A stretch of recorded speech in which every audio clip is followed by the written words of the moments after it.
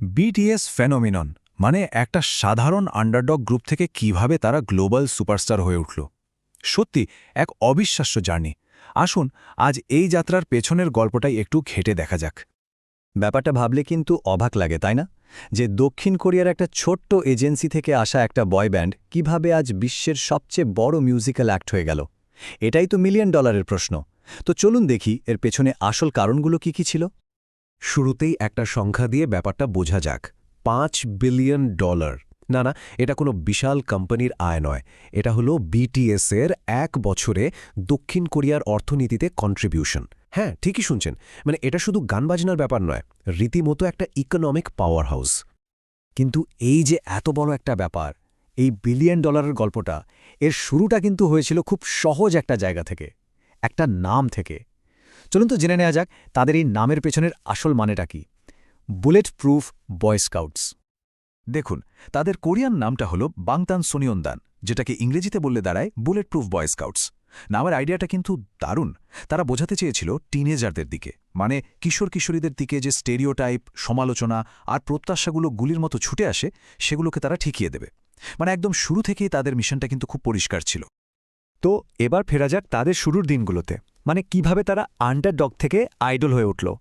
কারণ তারা কিন্তু কে পপের কোনো বড় এজেন্সি থেকে আসেনি, একদম একটা ছোট কোম্পানি থেকে তাদের জার্নিটা শুরু হয়েছিল, যা তাদের শুরুতেই একটা আন্ডারডগ তকমা দিয়ে দেয়। তাদের শুরুটা কিন্তু বেশ ধীরগতির ছিল। 2010-এ গ্রুপটা তৈরি হলো, তারপর অফিসিয়াল ডেবিউ হলো 2013-তে two cool for school album দিয়ে। আর মজার ব্যাপার কি জানেন, ঠিক তার পরের বছরই তারা আমেরিকাতে শো করতে যায়, কিন্তু কোনো বিশাল স্টেডিয়ামে নয়, ওয়েস্ট হলিউডে একটা ফ্রি কনসার্টে। আর সেখান থেকেই শুরু হয়েছিল তাদের প্রথম ট্যুর, দ্য রেড বুলেট। মানে সত্যিই খুব সাধারণ একটা শুরু ছিল, তাই না? তাহলে প্রশ্ন আসতেই পারে, তাদের বিশেষত্বটা ঠিক কি ছিল? ব্যান্ডের মেম্বার সুগার একটা কথায় কিন্তু পুরো ব্যাপারটা পরিষ্কার হয়ে যায়। তিনি বলেছিলেন, আমরা সেই কথাগুলোই বলতাম যা অন্যেরা ফিল করছিল, যেমন কষ্ট, উদ্বেগ, দুশ্চিন্তা। একবার ভাবুন, এমন একটা সময় যখন বেশিরভাগ পপ গান শুধু প্রেম আর পার্টি নিয়ে, তখন বিটিএস কিন্তু তরুণদের আসল সমস্যাগুলো নিয়ে কথা বলছিল। তাদের লক্ষ্য ছিল একটা এমপ্যাথি তৈরি করা, আর এটাই কিন্তু পরে তাদের সাফল্যের মূল চাবিকাঠি হয়ে ওঠে। আর তাদের এই যে সহানুভূতির বার্তা, এটাই কিন্তু ধীরে ধীরে সবার কাছে পৌঁছাতে শুরু করে। তো চলুন এবার দেখি কিভাবে সারা বিশ্ব তাদের খেয়াল করল, আর কিভাবে তাদের ফ্যান্ডম মানে ভক্তরাই এই সাফল্যের পেছনে আসল শক্তি হয়ে উঠল। তাদের গ্রোথটা ছিল মানে অবিশ্বাস্য।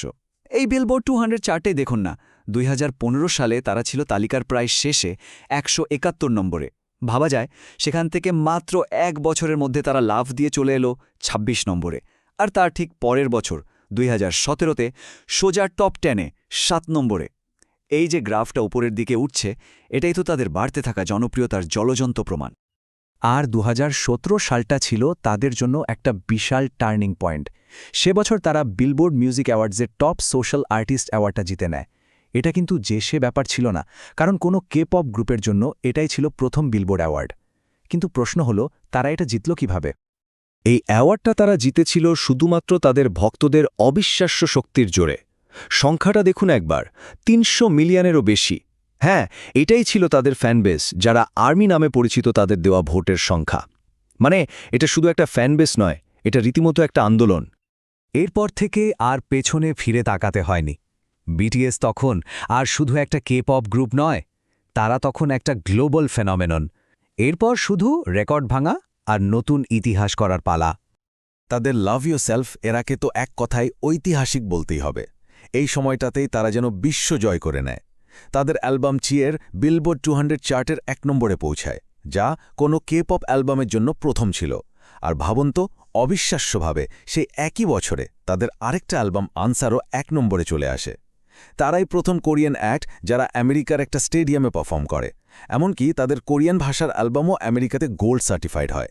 মানে একটার পর একটা রেকর্ড শুধু ভেঙেই চলছিল। আর তারপর এলো সেই মুহূর্তটা, ডাইনামাইট। 2020 সালের আগস্ট মাসে রিলিজ হওয়া তাদের প্রথম ইংরেজি ভাষার গান। আর এই গানটা ইতিহাস তৈরি করে দিল। এটা সোজা বিলবোর্ড হট 100 চার্টের 1 নম্বরে ডেবিউ করে। এটা ছিল কোনো সাউথ কোরিয়ান ব্যান্ডের জন্য প্রথম। আর এই একটা গানই যেন তাদের গ্লোবাল পপ আইকন হিসেবে পাকা জায়গা করে দিল। তো আমরা তো তাদের এই জার্নির গল্পটা দেখলাম, কিন্তু আসল প্রশ্নটা হলো, এই যে অবিশ্বাস্য সাফল্য, এর রহস্যটা ঠিক কি? এর পেছনে কিন্তু মূলত 3টে কারণ বা পিলার রয়েছে যা এই বিটিএস ফেনোমেননকে তৈরি করেছে। এই 3টে পিলার হল 1 নম্বরে তাদের খাঁটি শৈল্পিকতা বা অথেন্টিক আর্টিস্ট্রি, 2 নম্বরে তাদের শক্তিশালী ফ্যান্ডম, আর 3 নম্বরে তাদের বিশ্বজোড়া প্রভাব বা গ্লোবাল ইম্প্যাক্ট। প্রথমেই আসি তাদের শৈল্পিকতার কথায়। দেখুন, ট্র্যাডিশনাল আইডল গ্রুপগুলো সাধারণত কি করে? তারা বাইরের প্রডিউসারদের বানানো গান গায় আর তাদের ইমেজটাও খুব নিয়ন্ত্রিত থাকে। কিন্তু বিটিএস এখানেই আলাদা। তাদের সদস্যরা নিজেরাই গান লেখে, প্রডিউস করে। আর সবচেয়ে বড় কথা, তারা মানসিক স্বাস্থ্য, সেলফ লাভ আর সামাজিক নানা ইস্যু নিয়ে খোলামেলাভাবে কথা বলে। এটাই তাদের একদম অন্য লেভেলে নিয়ে গেছে।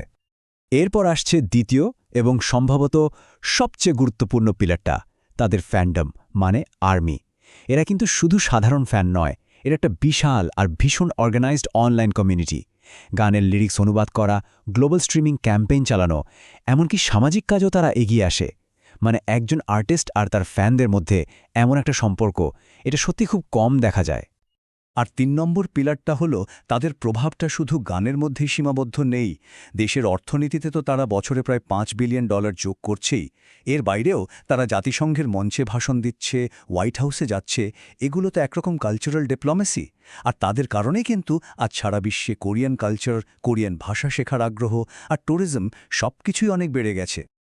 তো চলুন এবার তাদের গল্পের একদম বর্তমান চ্যাপ্টারে চলে আসি, যেখানে রয়েছে ম্যান্ডেটারি মিলিটারি সার্ভিস, তাদের সোলো ক্যারিয়ার আর ভবিষ্যতের হাতছানি। গ্রুপ হিসেবে তারা একটা ব্রেক নিলেও সদস্যরা কিন্তু একদমই বসেছিলেন না।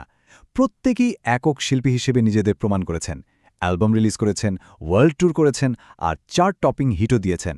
যেমন জাংকুকের 7 গানটা তো বিশ্বজুড়ে কী পরিমাণ হিট হয়েছিল তা আমরা সবাই জানি।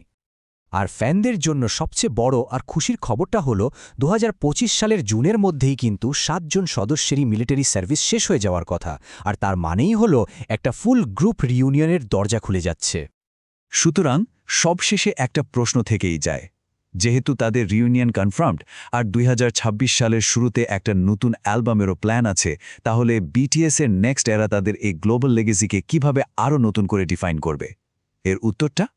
আচ্ছা, সেটা তো সময়ই বলে দেবে।